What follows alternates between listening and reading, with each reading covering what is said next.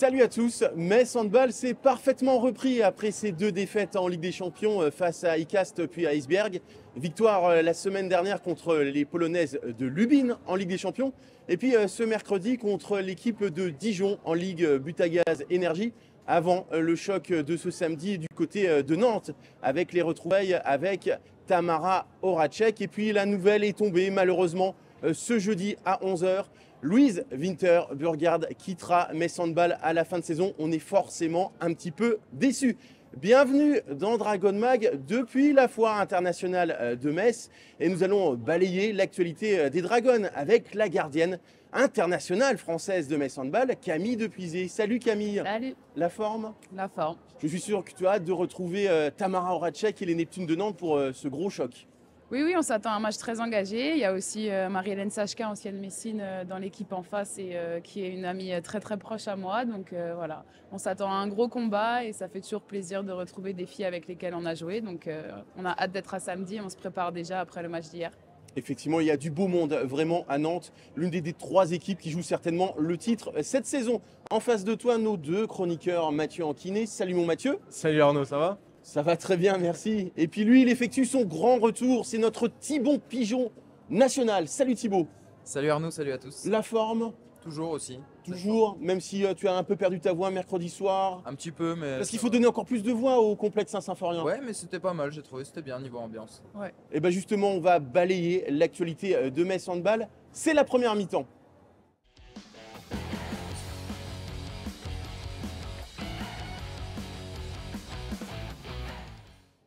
Et Camille, on va évoquer tout d'abord la Ligue des Champions. Je le disais, c'était important de réagir après ces deux défaites contre les deux clubs danois. Victoire assez facile, on va le reconnaître, contre Lubin, 42-26. Oui, on a forcément été un petit peu déçus de perdre nos deux matchs en Ligue des Champions. Après, comme j'ai déjà pu le dire, pour moi, c'est pas des défaites ridicules, loin de là. Il ne faut pas non plus croire aussi à chaque fois qu'on va gagner tous les matchs. C'est pas si facile que ça. Il y a des équipes en face qui travaillent comme nous, qui ont autant de talent et de compétences que nous. Et c'est ce qui fait aussi la beauté de cette compétition. Et je pense quand on voit notre poule très relevée et tous les résultats qui se passent tous les week-ends, ça montre à quel point le handball européen féminin est fort. Et je trouve ça au final plaisant de savoir que rien n'est joué d'avance. Et je pense qu'il y aura encore pas mal de surprises d'ici la fin de saison et que c'est à l'heure actuelle impossible de tirer des conclusions. Donc voilà, on a bien réagi contre Lubin à la maison.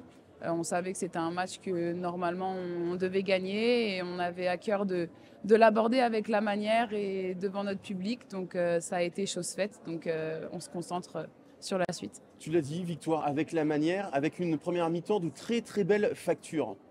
Ouais, on a vite imprimé un rythme défensif fort pour aussi monter les ballons. Je crois qu'on a mis 22 buts à la mi-temps, il me semble, en prenant aussi peu.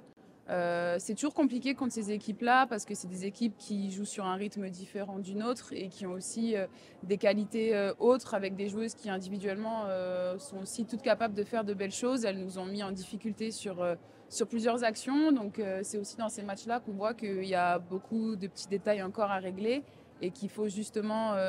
L'enjeu, c'est contre les équipes supposées être un peu plus faibles, d'essayer de, au maximum, régler ces petits détails parce que contre des équipes avec un niveau un peu plus élevé, ça ne pardonnera pas.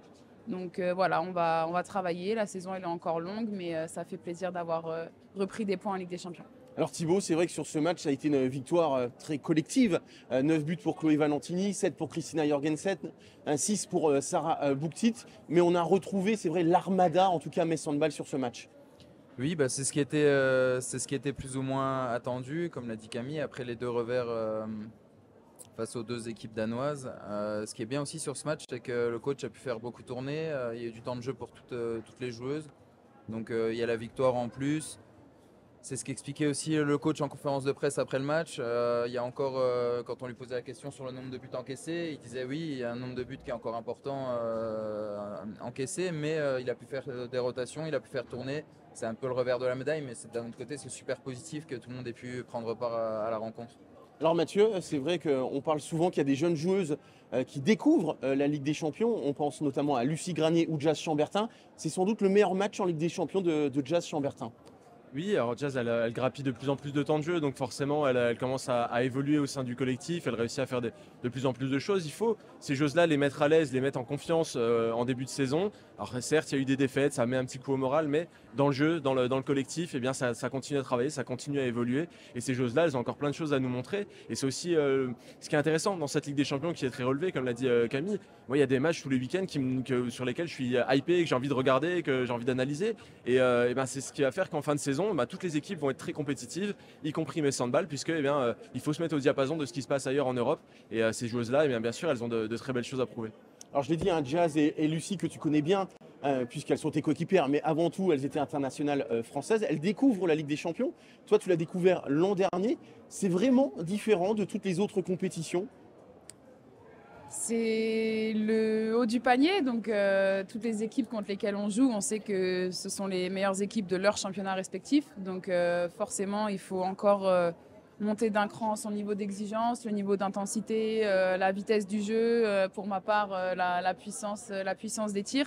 Après, le championnat français est aussi un très très bon championnat, donc on est aussi habitué au quotidien et toutes les semaines à jouer contre des équipes aussi d'un très bon niveau. Mais c'est vrai que la Ligue des Champions, c'est encore un cran au-dessus et ça porte pas ce nom-là pour rien. Donc voilà, c'est vrai que tout le monde a peut-être besoin d'un temps d'adaptation, mais je pense qu'on a toutes réussi un peu à prendre le bateau ensemble cette saison et à chacune essayer de se pousser et de se mettre en marche. Donc on va continuer comme ça parce que justement en Ligue des Champions, on a besoin de tout le monde et il y a besoin que tout le monde soit concerné à chaque match. Alors pourquoi Mathieu Anquinet est hypé chaque week-end en Ligue des Champions? Eh ben on va le voir avec les résultats de cette journée justement, puisque hormis Metz Handball qui s'est promené, ça a été serré, mais sur tous les terrains.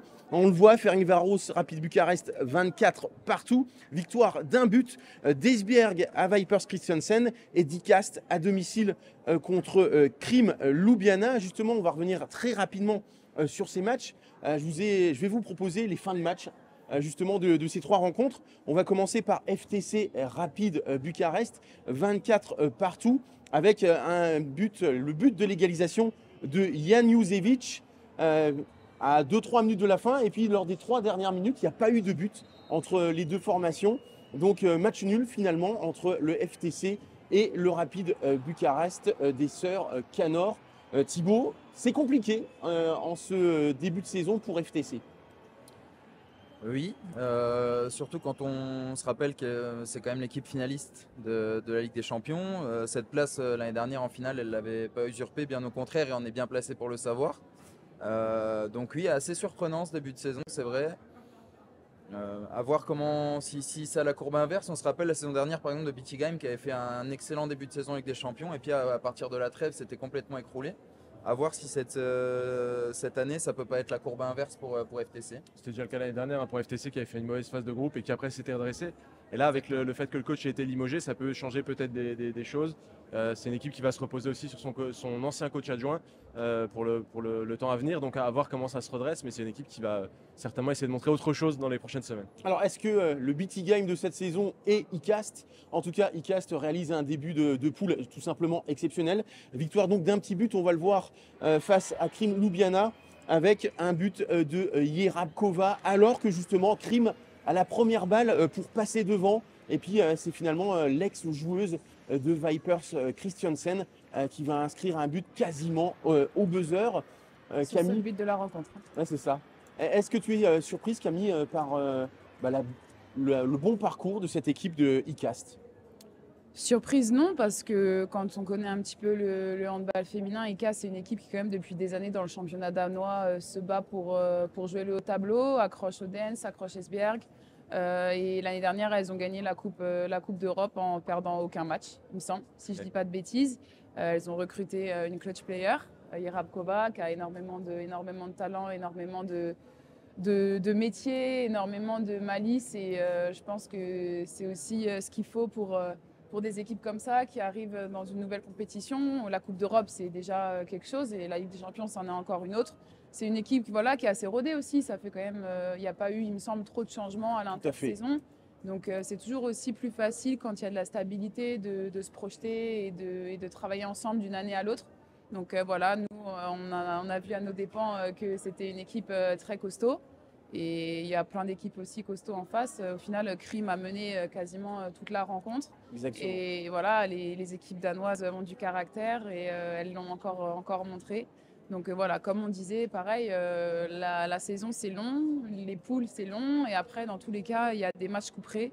Et c'est sur ces matchs-là aussi qu'il faudra répondre présent. Donc on verra à la fin de la saison si elles finissent aussi loin que ce qu'elles montrent et ce qu'elles peuvent prétendre, jusqu'où elles peuvent prétendre aller.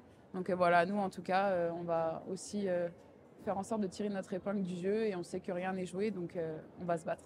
Alors Mathieu, peut-être la surprise finalement de cette journée, c'est la nouvelle défaite, la deuxième en 4 journées pour Vipers, surpris d'un petit but donc par Esbjerg, qui s'est imposé là aussi dans les dernières secondes grâce à l'inévitable Eni Reichstadt.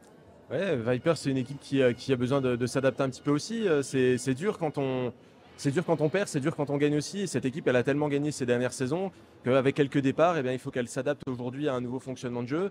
Et pour moi, c'est une équipe, ça va venir. C'est une équipe qui est programmée pour briller en fin de saison. C'est pas une équipe qui est programmée pour faire des performances de 20 points en phase de poule. Donc, je m'attends à ce que ce soit une équipe qui se réveille. Et puis, encore une fois, ça prouve la densité de cette poule, la densité de toutes les équipes qui sont là. J'ai l'impression que tout le monde peut battre tout le monde aujourd'hui, ou presque. Hein, on va pas se mentir, mais c'est ça qui est intéressant et on va avoir des sacrés affrontements. Et c'est aussi pour ça que quand Metz Handball a perdu ces 2 rencontres, il y en a certains qui tirent la sonnette d'alarme. Attention, c'est parce que Metz Handball a perdu 2 matchs maintenant que d'autres équipes vont pas perdre un match maintenant, un match plus tard. Et que finalement, à la fin, quand on regardera le classement au moment de voir qui se qualifie, eh bien, on se dira pas, tiens, en fait, on est parti comme il faut et il fallait faire ça en temps voulu. Donc ça reste à voir, mais il y a des équipes qui vont continuer à prouver des choses. Et puis Viper, c'est l'équipe à battre de toute façon. Triple champion d'Europe en titre, la formation norvégienne. On va regarder en tout cas le classement de cette poule en Ligue des Champions pour s'apercevoir que désormais, ICAST est seul en tête avec 4 victoires en 4 matchs, 8 points. Krim Ljubljana est juste derrière avec Esbjerg. Et donc en 4e position, on retrouve Metz Handball et Vipers avec 4 unités. Tout reste à faire dans cette poule. La prochaine rencontre de Ligue des Champions, c'est le Rapid Bucarest le 22 octobre, le retour de l'Oraca Nord aux arènes de Metz. On va parler maintenant du championnat. Metz Handball a enchaîné face à Dijon ce mercredi soir. Alors c'était au complexe Saint-Symphorien. Victoire 42-20. Dijon privé d'Ilona Diroko. Metz Handball qui était privé de Mia Berkic et de Jazz Chambertin légèrement touchés. Il n'y a pas d'inquiétude à avoir pour ces 2 joueuses. En tout cas, on a pu voir à l'œuvre Merle Albers et Delia Golvé. En tout cas, Camille, belle victoire là aussi collective avec une belle joie à la fin de la rencontre. Oui, on a affronté une équipe de Dijon qui n'était pas, on le sait, au maximum de ses capacités. Il leur manquait Claire Bautier, Ilona Diroko, Stine Landborg, qui sont quand même les 3 joueuses majeures de la base arrière et qui mettent beaucoup d'impact dans leur jeu.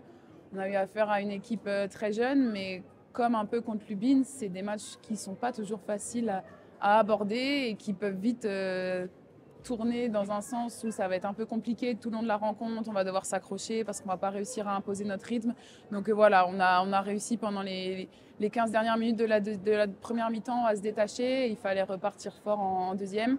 Et je suis contente que tout le monde ait pu aussi s'exprimer, que Merle ait pu jouer, que Delia ait pu jouer, que Zaliata ait pu jouer aussi. Donc voilà, c'est important aussi sur les matchs comme ça de faire appel à tout le monde, de faire tourner. Et je pense que c'est aussi cette année ce qui fait un peu notre force depuis le début de saison. J'ai le sentiment qu'on arrive à plus faire confiance, faire plus de rotation. Et je pense que ça se ressent aussi dans l'émulation collective et ça pourrait être que bénéfique pour la suite. Alors on a vu les images que l'on doit à un certain Mathieu Anquinet.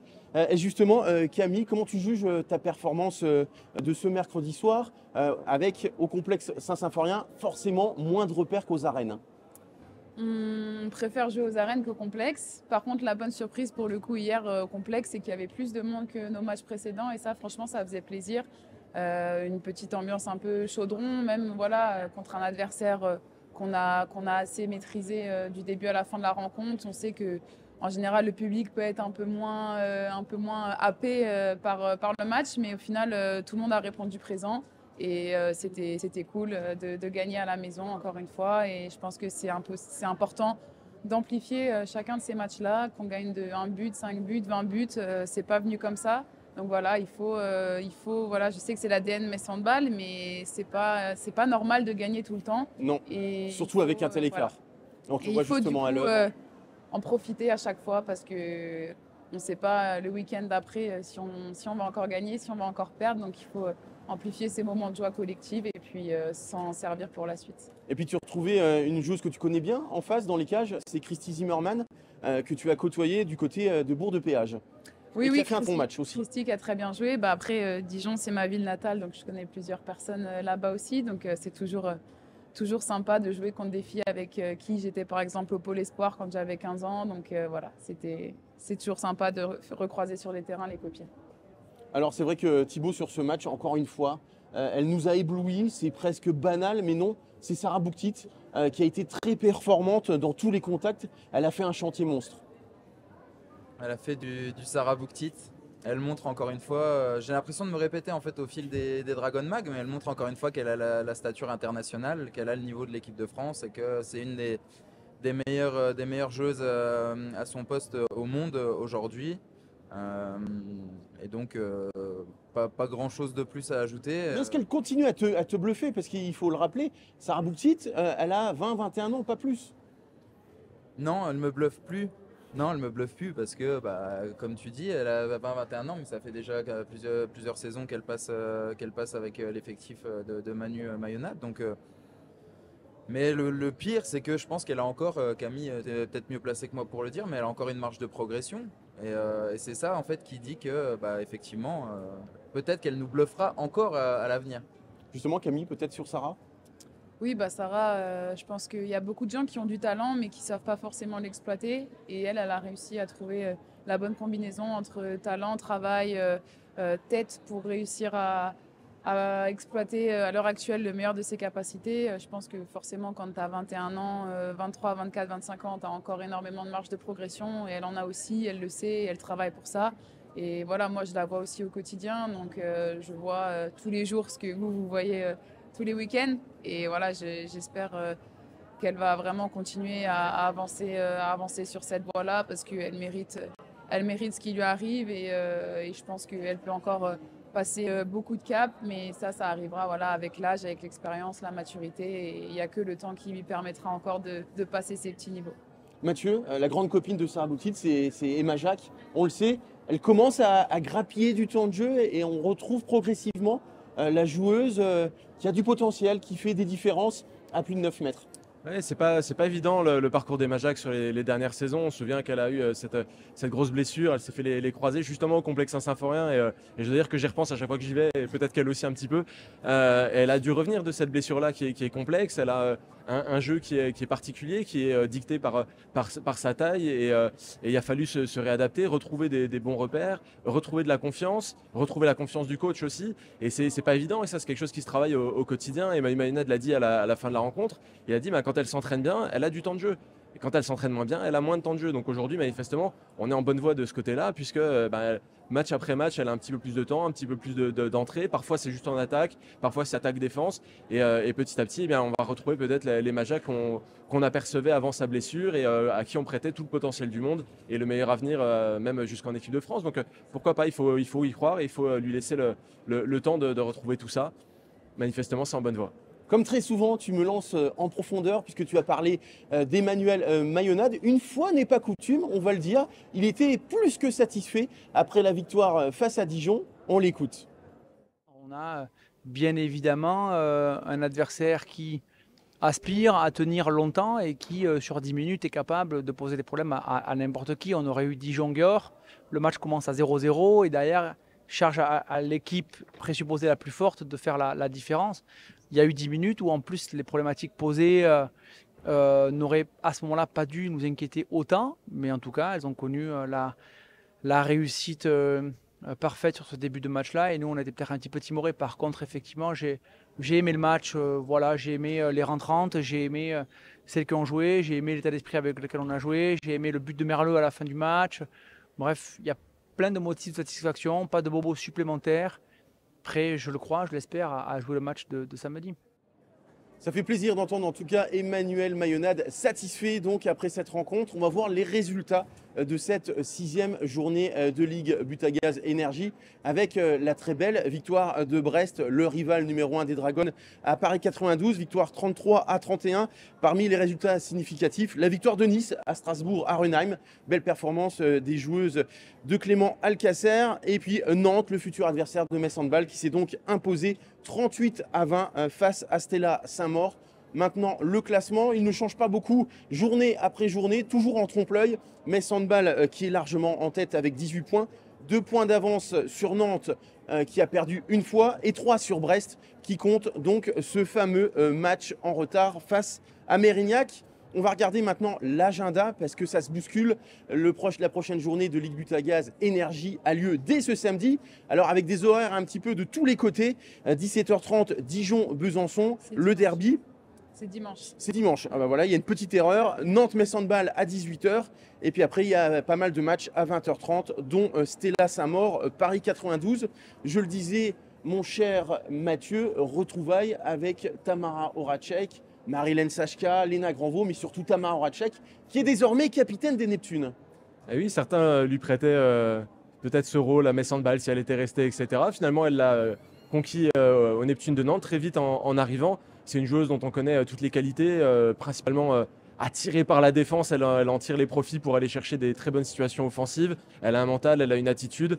Je pense qu'elle va beaucoup aider cette équipe des Neptunes. Mais c'est une équipe qui a déjà perdu un match qu'elles auraient peut-être même pu gagner contre Brest, puisque à la mi-temps, tout était bien parti. Et puis finalement, elles se sont fait renverser ensuite. Et c'est peut-être ça qui va leur porter préjudice dans la suite de la compétition pour aller prétendre au titre si d'aventure elle venait à avoir un mauvais résultat contre Metz, ce que peut-être on va pouvoir souhaiter ici autour de la table, mais ce sera peut-être un petit peu plus compliqué. On sait que ce championnat ne permet pas beaucoup d'erreurs pour les équipes qui visent le haut de tableau. En tout cas, Nantes, on le dit saison après saison, c'est une équipe qui a un beau projet, qui continue d'évoluer. C'est pas de la dépense à tout va pour attirer les meilleurs joueurs, c'est une équipe qui se construit et qui a de plus en plus une attitude de jeu, donc ça va être intéressant à suivre. En tout cas, ce sera un des gros matchs de la saison qu'on pourra observer samedi. On va en tout cas continuer à évoquer cette rencontre entre les Neptunes de Nantes et les Dragons de Metz Handball dans quelques secondes. Place à la pub. De retour sur le plateau de Dragon Mag depuis la foire internationale de Metz, toujours avec notre invité Camille Depuisé. Et Camille, on parlait juste avant la pause de ce match donc à Nantes. C'est après Paris 92 le deuxième gros choc de la saison. Oui, exactement. En plus, on n'est pas à domicile cette fois, donc c'est toujours plus compliqué de jouer à l'extérieur. Comme Mathieu le disait, Nantes a des ambitions depuis plusieurs années et je pense que chaque année, ça se voit que ce club avance et se construit et se renforce. Donc on sait que ça va être un gros combat et on est prête à aller les défier et tenter de prendre des points pour rester en tête du classement parce que comme tu l'as dit, on sait que chaque point perdu peut être fatal dans la course au titre et nous... on a envie encore de gagner le championnat cette année, donc on va bien se préparer et on va aller là-bas avec le plein d'envie, le plein d'énergie et surtout la volonté de partir après pour un petit temps séparé avec la trêve internationale sur une bonne note parce que c'est toujours compliqué de se quitter quand ça s'est peut-être pas forcément bien passé. Donc voilà, plein de raisons qui font qu'on va tout faire pour gagner.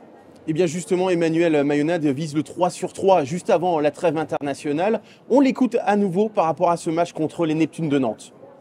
Ouais, bah c'est sûrement le plus important des trois, parce qu'il arrive en dernier de fait, parce que les deux offres ont été validées et parce que c'est un concurrent direct qui a déjà été bousculé par Brest à domicile et qui sait bien que si deuxième défaite il y a face à un des prétendants au titre, il faudra ensuite aller à Brest, ensuite aller à Metz, donc peut-être que ça serait peut-être un petit peu compliqué. Donc voilà, c'est un match génial à jouer. Il y a que des belles joueuses en face. Nous aussi, bien évidemment, ça va faire un sacré combat, mais voilà, prêt pour ça. Thibaut, je sais que tu es un garçon très confiant, très positif, mais comment vois-tu de façon concrète ce déplacement en Loire-Atlantique ? C'est le premier test, vrai test à l'extérieur en tout cas, parce que comme vous l'avez dit, il y a eu Paris, après c'était aussi la première journée du championnat. C'est le premier vrai test, donc ça va être, comme l'a très bien dit le coach, Nantes a déjà perdu contre Brest, donc ça serait compliqué de perdre encore une fois contre un prétendant au titre. Je pense qu'elles vont nous attendre avec le couteau entre les dents, comme on dit. Ça va être un vrai gros test, mais oui, toujours confiant. On va passer maintenant à la deuxième partie de cette émission. On va évoquer déjà le mercato, c'est la deuxième mi-temps.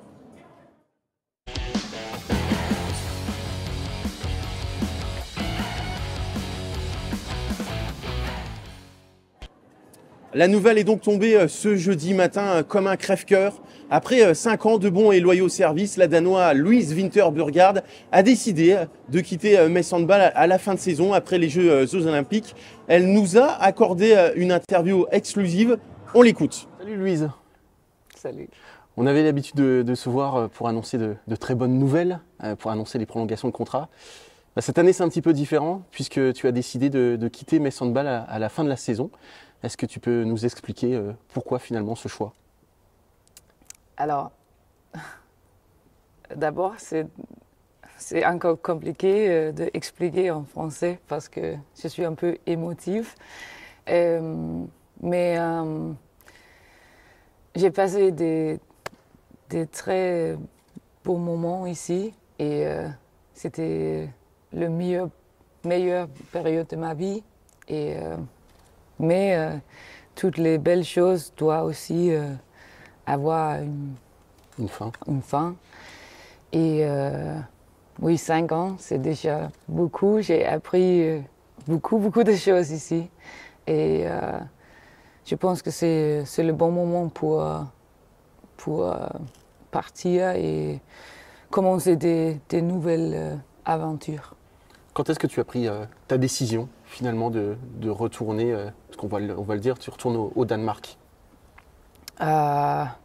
Alors, comme tu as dit, c'est un peu aussi un cycle qui se finit. Oui, un cycle qui se termine.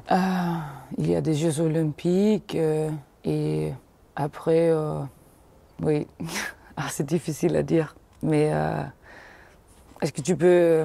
Quand est-ce que tu as pris vraiment ta décision? Est-ce que ta décision, elle est arrivée peut-être déjà cet été, ou c'est vraiment ces derniers jours que voilà, tu as décidé de retourner au Danemark? Non, c'était quelque chose, j'ai pensé pas longtemps, mais j'ai quand même réfléchi longtemps. C'est pas une décision que j'ai prise tout de suite. Et j'ai parlé avec mon mari et ma famille et tout. Et moi, je suis certain que c'est le bon choix, mais ça ne veut pas dire que c'est facile parce que, comme j'ai déjà dit, je suis très heureuse ici.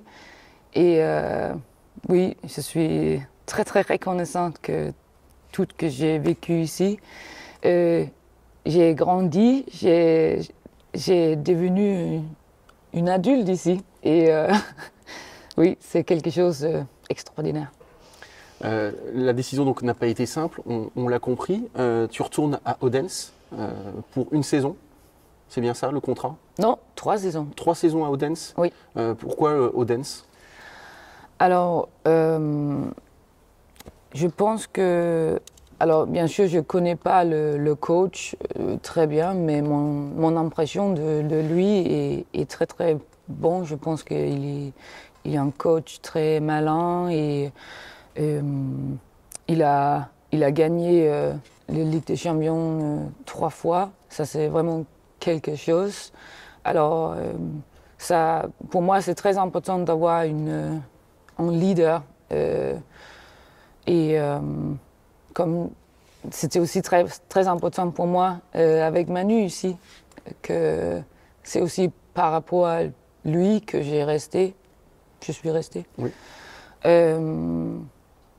Oui. Et je pense que le club a grandi. Maintenant, ils ont aussi gagné le championnat du Danemark 2 fois.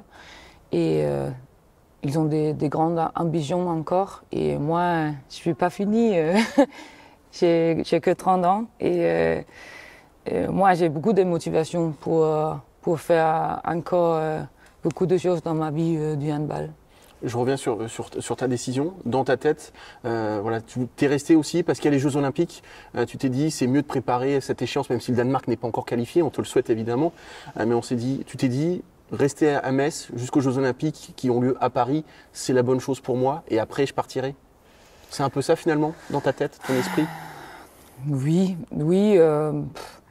Bien sûr, les Jeux Olympiques sont un grand objectif pour moi, mais c'était aussi parce que je suis encore très contente ici que je suis restée.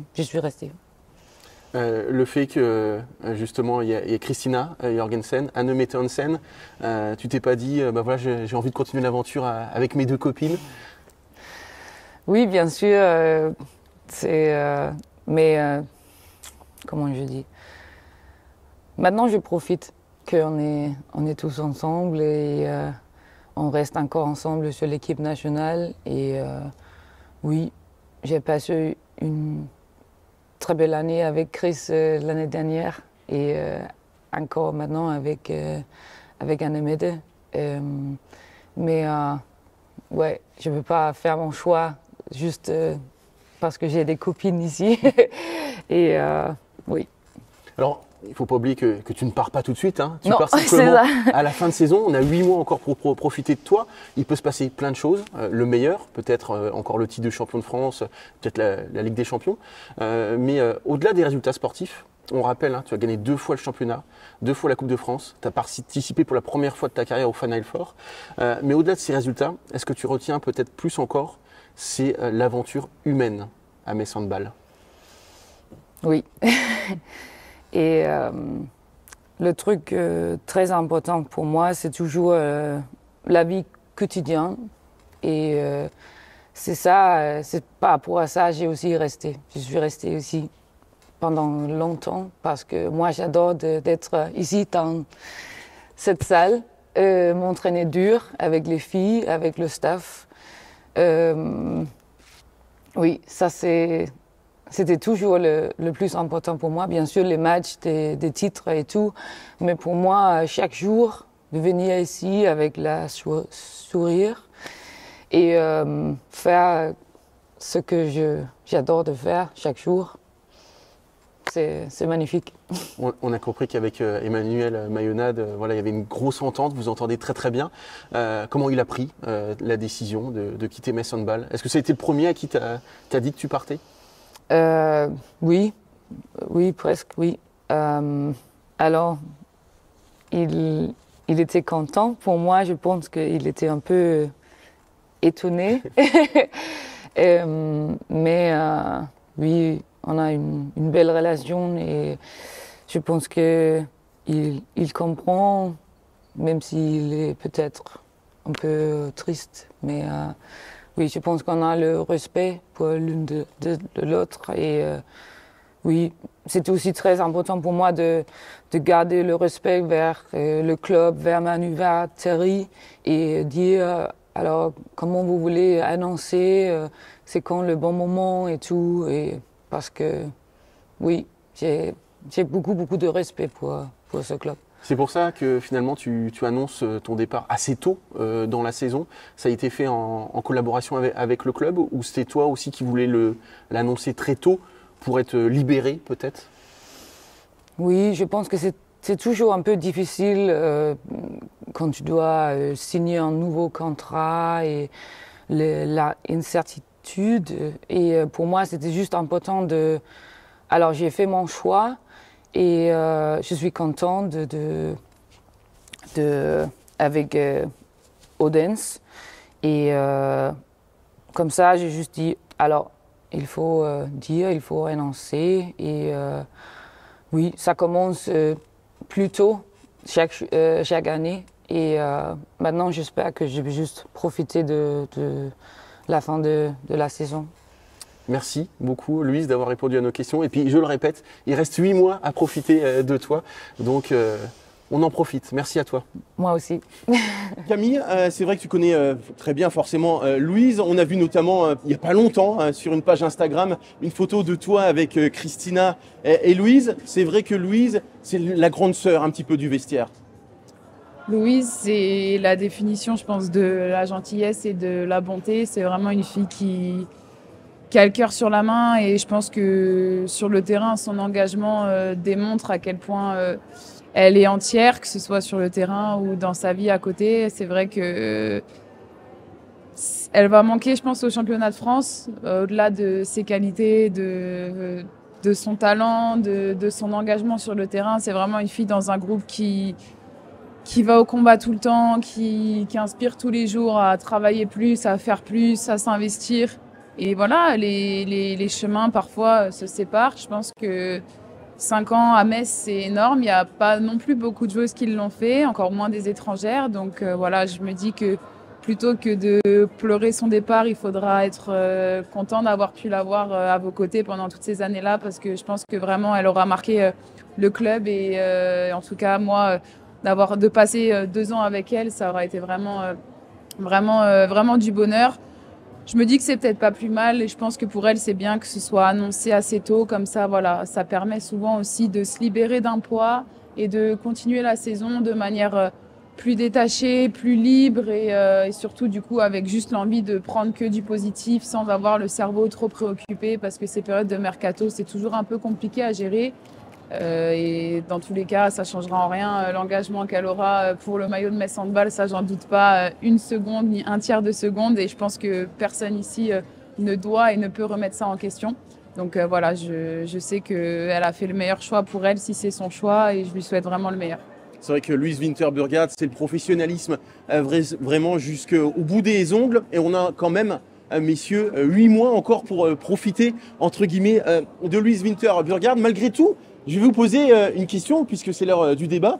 Est-ce que vous estimez que Louise va marquer encore, parce qu'il reste 8 mois, l'histoire de Metz Handball? Et est-ce qu'elle fait partie des légendes de Metz Handball? Et je vois déjà l'œil qui brille de Mathieu Anquinet, ce taquin de Mathieu. Donc j'ai posé d'abord la question à Thibaut. Pour moi, c'est un grand oui. C'est un grand oui. Louise a marqué l'histoire du club.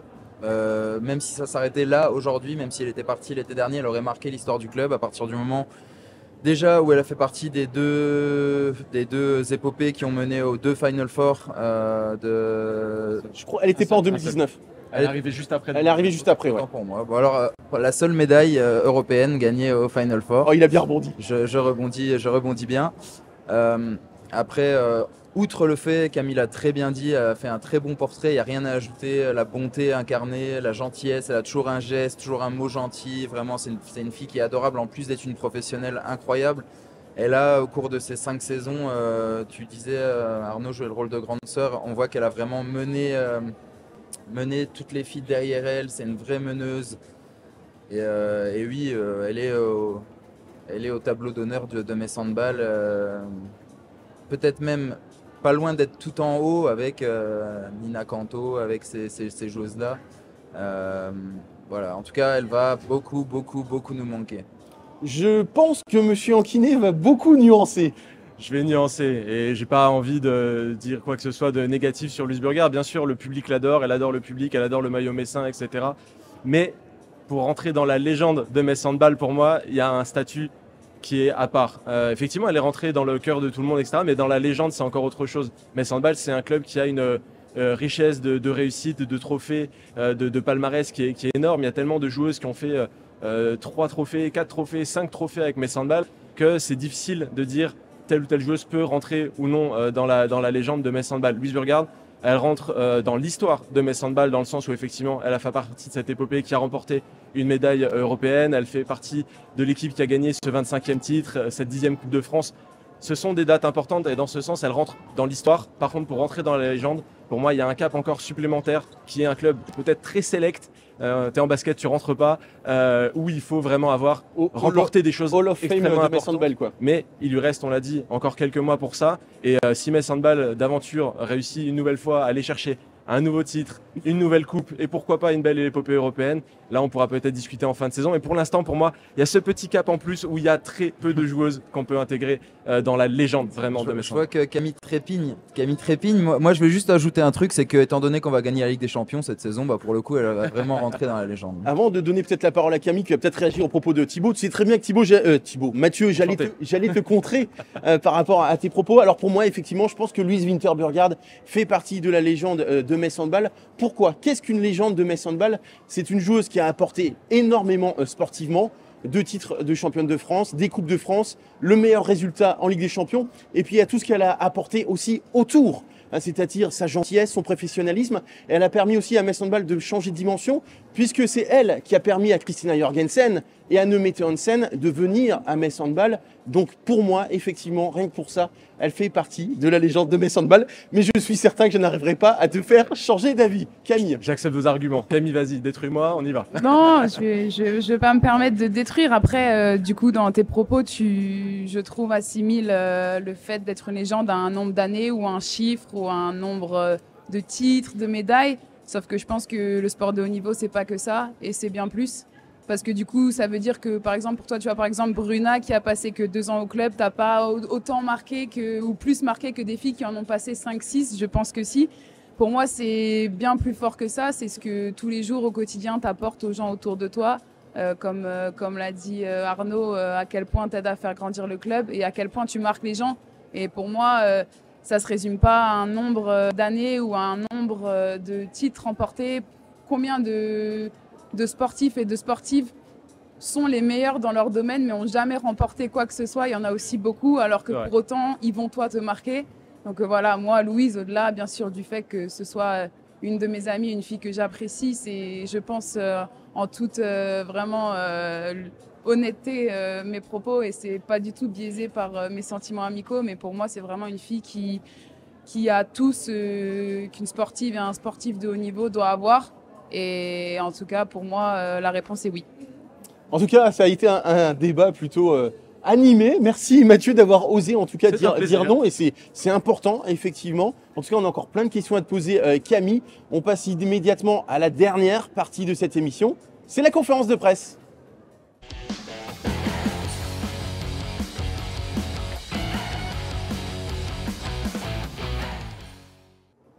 Alors Camille, c'est vrai qu'aujourd'hui, tu as de nombreux outils pour continuer ta progression. Est-ce que la vidéo est justement l'outil numéro 1 que tu utilises le plus?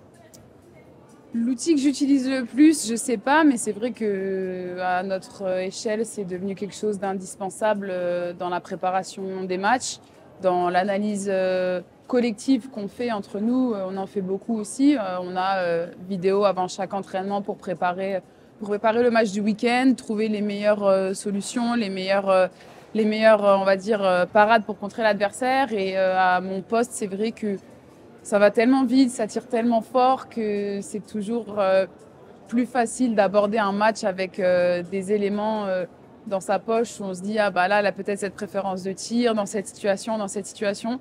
Donc voilà, je pense qu'arriver à un certain moment, c'est essentiel. Mais je la sais balance... que tu es très exigeante avec toi-même et qu'après chaque fin de match, tu regardes justement les statistiques. Est-ce que tu regardes très souvent aussi tes rencontres après? Peut-être le soir même ou le lendemain plutôt? Tes prestations, tes prestations à toi. Oui, bah, on fait souvent une analyse un retour sur nos matchs à nous aussi, nos performances individuelles et collectives, parce que des fois, on peut ressentir quelque chose sur le terrain, mais de le voir, on arrive du coup à assimiler qu'est-ce qui a manqué ici, parce que aussi, on n'arrive pas forcément toujours à savoir. J'avais l'impression d'être bien placée, et en fait, je regarde, ah non, j'aurais dû me mettre comme ça, comme ça. C'est du détail comme tu dis, mais c'est ce qui fait aussi à chaque fois grappiller quelque chose et passer des étapes. Donc voilà, c'est important. Après, la balance, c'est toujours entre, bien sûr, avoir des éléments qu'on a vus à la vidéo, des informations qu'on connaît, mais rester dans l'instinct, dans le jeu et pas s'enfermer dans quelque chose. Et c'est toujours parfois compliqué d'avoir cet équilibre parce que ça peut vite perturber si elle tire pas comme on avait prévu qu'elle allait tirer. Mais bon, au final... c'est 50-50, il y a quelqu'un en face de moi qui va essayer de mettre un but et parfois honnêtement même elle voulait tirer quelque part, c'est parti ailleurs et c'était pas forcément sa volonté. Donc Mathieu, une question pour Camille. Oui, on l'a un petit peu effleuré tout à l'heure. Samedi, avec le match de Nantes, tu vas retrouver Marie-Hélène Sachka, qui est une de tes amies. Je me souviens, il y a quelques années où tu étais blessée, tu venais aux arènes la voir jouer. Ça fait quelques temps que vous n'êtes pas retrouvés sur un terrain. Ça doit représenter quelque chose de particulier pour vous deux, non? On a joué ensemble à Toulon la dernière fois qu'on était ensemble et c'est vrai qu'on s'est rencontrés en équipe de France junior en 2015, il me semble. Donc ça va commencer à remonter un petit peu. Si peu. Voilà, c'est comme je disais tout à l'heure, ça fait maintenant quelques années qu'on joue dans le championnat de France et forcément on tisse des liens en changeant d'équipe, en rencontrant de nouvelles joueuses et maintenant on se connaît un peu toutes. Après 6 ans, 7 ans, 8 ans à jouer en LFH, c'est toujours un plaisir de pouvoir jouer contre ses copines, mais sur le terrain on sait qu'il n'y a pas d'amis. Et c'est ça aussi, je pense, qui fait qu'on respecte les amitiés en dehors du terrain. Mais voilà, désolée Maë, mais si je dois t'arrêter tous tes tirs et que tu marqueras pas, je le ferai. Et je sais qu'elle fera de même si elle doit mettre que des lucarnes, elle le fera aussi. Donc voilà, que la meilleure gagne et ce sera sans rancune. Thibaut, une question pour Camille. Eh bien, on l'a aussi un petit peu effleuré tout à l'heure. On parlait de l'osmose qui se dégage de l'équipe par rapport au fait qu'il y ait beaucoup de rotation, que toutes les joueuses participent. On sentait la saison dernière que l'équipe allait aller loin, et c'est ce qui s'est passé parce qu'on a eu le titre de champion de France, la Coupe de France, la Ligue des Champions où il y avait quand même un super parcours. Et on voyait qu'il y avait vraiment quelque chose qui se dégageait de l'équipe, une vraie amitié, vraiment un esprit de famille. Je crois qu'hier on a joué le 10e match officiel de la saison, donc c'est encore forcément un peu tôt, mais est-ce que, sachant que l'effectif a été pas mal renouvelé aussi, est-ce que tu retrouves le même état d'esprit, la même osmose cette saison au sein du vestiaire? La même non, parce que pour moi, chaque groupe est différent en fait. Et à tous les débuts de saison, tu vas vivre quelque chose avec un groupe différent si ça change beaucoup. Ça ne veut pas dire que c'est moins bien, ça ne veut pas dire que c'est mieux, ça veut juste dire que l'année dernière, on avait une certaine entente et tout se passait très bien. Et cette année, on en a une autre et tout se passe très bien aussi. Après, je pense qu'il faut... C'est forcément dur, mais il faut jamais vraiment comparer les époques, les saisons, les matchs, parce que chaque saison, chaque match a sa vérité. Et ça va être à nous aussi de continuer à écrire l'histoire de ce groupe, de cette saison-là. Et je pense qu'on a encore besoin de temps. Comme l'année dernière, à cette période-là, je pense qu'il était impossible pour nous déjà de tirer les conclusions qu'on avait tirées à 2-3 mois de la fin de saison. Donc voilà, je prends beaucoup de plaisir avec toutes les filles vraiment au quotidien. On a toutes vraiment un bon groupe, comme l'année dernière, pareil. C'est juste différent, chacune apporte des choses différentes, mais je pense que voilà, il y a toujours moyen de faire mieux et de continuer à chacune tirer un peu le meilleur de la copine d'à côté pour faire en sorte que justement tout le monde soit concerné et qu'on arrive à aller plus loin que les saisons précédentes. Mathieu, la dernière question pour toi. Ouais, alors j'ai l'impression d'en parler avec toutes les joueuses qui viennent ici en ce moment, mais c'est dur de passer à côté. C'est une année exceptionnelle au niveau international. Il y a le mondial, il va y avoir les JO. Il y a une trêve internationale qui arrive là dans quelques jours. Comment est-ce que tu te sens vis-à-vis de ça, l'équipe de France? Est-ce que tu sens que ça y est, ça accélère? Est-ce que ça se rapproche à grands pas? Bien sûr, après c'est vrai que c'est toujours compliqué pour moi de penser que équipe de France parce qu'on est au quotidien pour notre club et comme j'ai l'habitude de le dire et je pense que c'est vraiment il n'y a pas d'autre issue, c'est que si tu ne performes pas en club, bah, tu ne pourras pas aspirer à être appelé en sélection nationale. Donc ça passe par tout ce que tu fais au quotidien. Forcément, c'est, je pense, dans la tête de tout le monde à une échelle plus ou moins grande. Voilà, moi, je sais que dans mon fonctionnement à moi, j'ai besoin de lâcher prise sur tout ce que je ne maîtrise pas pour justement réussir à mettre tout en œuvre pour peut-être pouvoir prétendre à faire partie de ces groupes-là. On va déjà avoir un regroupement la semaine prochaine, donc on va avoir des matchs, ça va être l'occasion encore de travailler. Il y a le mondial à la fin de l'année, bien sûr que j'espère y participer et que le maximum des Messines avec lesquelles on est aussi, on pourra vivre l'aventure ensemble. Et puis les JO, c'est encore loin, il y a encore énormément de choses qui peuvent se passer entre-temps. Donc voilà, je pense que vraiment la meilleure manière d'aborder les choses dans notre quotidien, c'est de prendre les choses au jour le jour parce que franchement, dans le sport de haut niveau, ça va très vite dans un sens comme dans l'autre et c'est souvent impossible de faire des plans sur la comète. Donc voilà, il n'y a pas d'autre issue que juste travailler, prendre match par match, essayer d'être la meilleure possible à chaque match, que ce soit avec Metz Handball ou en équipe de France, que ce soit en championnat, en Ligue des Champions. Donc je pense que c'est la seule recette pour après aspirer à ce qu'il faudra. Eh bien, merci beaucoup Camille d'être venue sur ce plateau. C'est toujours vraiment un plaisir de t'avoir. Merci également messieurs. Nous, on se retrouve la semaine prochaine, vendredi prochain, dans nos locaux et notre studio habituel. D'ici là, portez-vous bien et évidemment, bye bye.